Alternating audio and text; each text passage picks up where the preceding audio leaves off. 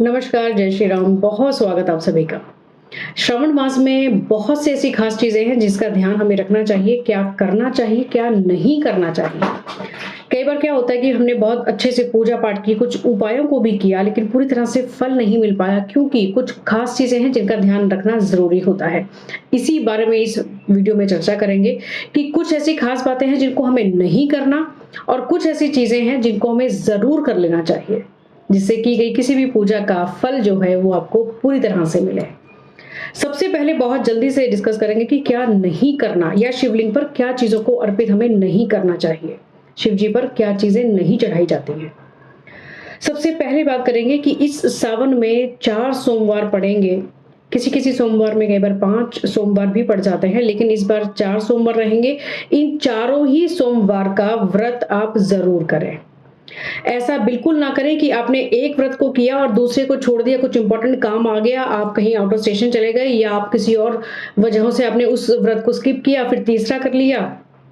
ऐसा बिल्कुल ना करें। अगर आप व्रत रखना चाहते हैं तो पूरे व्रतों को करें। पूरे 4 सोमवार एटलीस्ट आप अपने लिए निकाल सकते हैं जिसमें आप भगवान भोलेनाथ का व्रत उनके नाम से जरूर करें।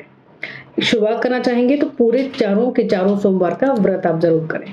सबसे खास बात, अगर कोई व्रत करना चाहता है तो दूसरी बात ये रहेगी कि नॉनवेज या किसी भी तरह के तामसिक भोजन से दूरी बनाकर रखें। इस समय में वैसे तो खैर नॉनवेज एक ऐसी चीज है जिसको कभी भी जीवन में नहीं खाना चाहिए, लेकिन अगर आपकी ऐसी इच्छाएं हैं या आपका दिनचर्या ऐसा है तो कम से कम सावन के महीने में उसको छोड़ दें। साथ ही साथ केतकी का फूल है जिसको शिवलिंग पर अर्पित नहीं करना चाहिए। साथ ही तुलसी का जो पत्ता होता है, जबकि बहुत शुद्ध और पवित्र माना गया है, भगवान विष्णु की पूजा में हमेशा या सत्यनारायण कथा में हमेशा चढ़ाया जाता है, लेकिन शिवलिंग पर या शिव जी की किसी भी पूजा में तुलसी दल नहीं रखा जाता, ना ही शिवलिंग पर अर्पित किया जाता है। हल्दी का भी यहाँ पर वर्जित होना माना गया है, यानी कि हल्दी भी नहीं चढ़ाई जाती है। बहुत से लोगों को हमने पूजा करते वक्त जब कई बार देखा कि वो कुमकुम और हल्दी सब साथ में चढ़ा रहे होते हैं, लेकिन अभाव है जानकारी का, हल्दी शिवलिंग पर नहीं चढ़ाई जाती है। साथ ही साथ केतकी का फूल भी नहीं चढ़ाया जाता। इन दिनों में हो सके तो तेल मालिश इत्यादि का, क्योंकि बहुत से लोगों को कई बार तेल मालिश की जरूरत रहती है क्योंकि मौसम कुछ ऐसा रहता है, क्योंकि सावन का महीना है, बारिश होती है, तो कई बार जोड़ों का दर्द इत्यादि कई बार कुछ लोगों में हो जाता है और ऐसे लोग मालिश कराना कई बार चाहते हैं, तो सरसों के तेल को आप शिवलिंग पर अर्पित करें। यदि आपकी कोई रोग इत्यादि की समस्या है या शत्रु आपके पीछे बहुत लगे रहते हैं, लेकिन इस 1 महीने के अंदर मालिश कराना आप अवॉइड करें। कुछ ऐसी बातें जिनका हमें ध्यान रखना चाहिए कि हमें क्या खास चीजें हैं जिनको हमें करना चाहिए श्रावण मास में अपने किए गए पूजा का पूरा फल लेने के लिए। ये बिल्कुल ठीक बात है कि व्रत करना चाहिए। पहले ही हमने चर्चा कर ली कि 4 सोमवार पड़ेंगे, अगर व्रत करना है तो पूरे सोमवार का व्रत करें। बहुत से ऐसे लोग जो कोई खास मनोकामना रखना चाहते हैं तो 16 सोमवार का जो प्रावधान है वो इस पहले सोमवार से शुरू होगा। वो कुंवारी कन्याएं जो कि विवाह की इच्छुक हैं, और ये भी कहा जाता है, शिव पुराण के अंदर ये साफ वर्णित है कि जो कन्याएं सोमवार का व्रत करती हैं या 16 सोमवार का खास मनोकामना से व्रत करती हैं सावन के महीने में शुरू कर उनको मनवांछित वर की प्राप्ति होती है। एक अच्छा सुखी परिवार, संपन्न परिवार में उनका विवाह होता है। ये बहुत साफ बात शिव पुराण के अंदर है, तो ये करने की कोशिश करें। साथ ही साथ में कुछ ऐसी चीजें हैं, शमी के जो पत्ते हैं, आपने बहुत बार इन चीजों को सुना होगा कि बिल्व वृक्ष या बिल्व का जो पत्ता है वो शिवलिंग पर अर्पित किया जाता है। बिल्कुल सही बात है, बेल का जो पत्ता है वो शिव जी का प्रिय है। उसके साथ साथ में भांग, धतूरा या उसके पत्ते, धतूरे का फल और कहीं ना कहीं आंकड़ा जिसको कहा जाता है, इन सभी के पत्ते और फल, इन सब को शिवलिंग पर अर्पित किया जाता है जिससे भगवान शंकर प्रसन्न होते हैं। यहाँ पर 2 खास ऐसे पत्ते आपको आज मैं और बताऊंगी जिससे आपकी बहुत सारी इच्छाएं पूरी होंगी, कहीं ना कहीं आपको बहुत फायदा होगा। सबसे पहला होगा शमी का पत्ता और दूसरा होगा आंवले का पत्ता। एक बहुत ही विशेष मनोकामना के लिए आप ऐसा भी कर सकते हैं, जब शिवलिंग पर आप दूध या जल अर्पित करने जाएंगे तो वहां पर हो सके तो हर एक सोमवार को आंवला और शमी का पत्ता जरूर रखें, और शाम के समय में अगर पॉसिबल हो तो आप उसको आंवला और शमी से शिवलिंग का श्रृंगार करें। बहुत असरदार ये एक उपाय होता है यदि आप किसी पर्टिकुलर मनोकामना को पूरी करना चाहते हैं। इस सावन के महीने में बहुत जरूरी है कि कोई दान इत्यादि आप जरूर करें। शिवलिंग पर हर सोमवार को व्हाइट चीज यानी कि जो भी सफेद, चाहे वो दूध है, चाहे वो व्हाइट मिठाई है, मिश्री, चीनी इत्यादि, ये सब चीजें शिवलिंग पर अर्पित की जाती हैं, खास तौर से लक्ष्मी की प्राप्ति के लिए, धन प्राप्ति के लिए। दूध के अंदर इन चीजों को मिलाकर भी आप अर्पित कर सकते हैं और अलग से भी अर्पित कर सकते हैं। अगली जो खास बात रहेगी ये रहेगी ब्रह्मचर्य का पालन आप जरूर इस सावन में करें। सावन के पूरे महीने में नॉनवेज से दूर रहना, ब्रह्मचर्य का पालन करना, पूजा पाठ में लगे रहना, शिव जी के किसी न किसी मंत्रों को जाप करते रहना आपके लिए बहुत फायदेमंद रह सकता है। शिव जी का प्रिय समय है ये, पूरा महीना जो है वो शिव जी की जो फेवरेट टाइम अगर हम किसी को कहते हैं तो वो ये है। अगर शिव शंकर को प्रसन्न करना है तो इस सावन के महीने में कमर कसकर अपनी बहुत सी पूजाओं को आप करिए और पूरे सावन में एक बार कम से कम रुद्राभिषेक जरूर करवाइए। और उसका जो प्रावधान है वो अपनी मनोकामनाओं के अनुसार किस चीज से कराएंगे उस अगर विवाह की इच्छा है तो दूध से अभिषेक कराना चाहिए। शत्रुओं की कोई बाधा है तो सरसों के तेल से या दूध के अंदर काले तिल डालकर इस प्रकार से उस चीजों को देकर जो चीज आप चाहते हैं उसके अनुसार आप रुद्राभिषेक जरूर कराएं। साथ ही साथ में इस एक महीने के अंदर जो बैल है या सांड जो होते हैं, हम पूरे साल भर में गायों को तो बहुत इंपॉर्टेंस देते ही हैं, लेकिन आपको पता है कि नंदी गणेश जो हैं, जो बैल है, उनका स्वरूप माने जाते हैं। इस पूरे सावन के महीने में जितना हो सके आप बैल की सेवा करें, बैल को भोजन इत्यादि जरूर दें, चाहे वो हरा चारा हो या आटे की रोटी हो, आटे की लोई बनाकर दी गई हो। और अगर बाई चांस आपके घर के आसपास या आपके घर के दरवाजे पर अगर कोई बैल आ जाता है ना, तो उसको कभी भी खाली मुंह मत छोड़िएगा। जल का प्रबंध हो या भोजन इत्यादि कुछ भी आप उसको दे सके दीजिएगा जरूर।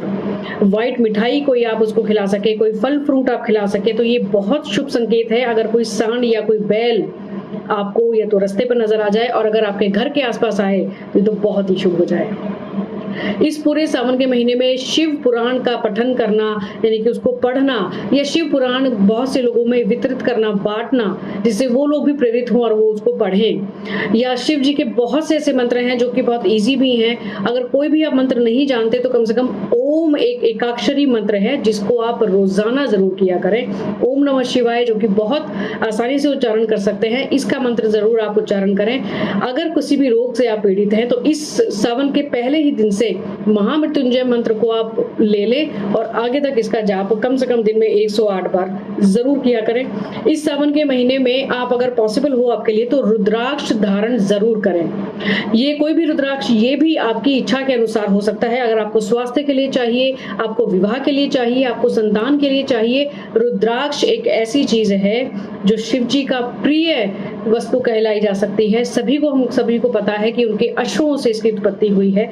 बहुत सारी चीजें, अगर आपके शरीर की बात करें तो आपके चक्रों को बैलेंस करने का काम रुद्राक्ष कर सकते हैं, आपकी इच्छाओं को पूरी करने का काम रुद्राक्ष कर सकते हैं। अध्यात्म की बात करें तो यहाँ पर आपको एकाग्रता दे सकते हैं।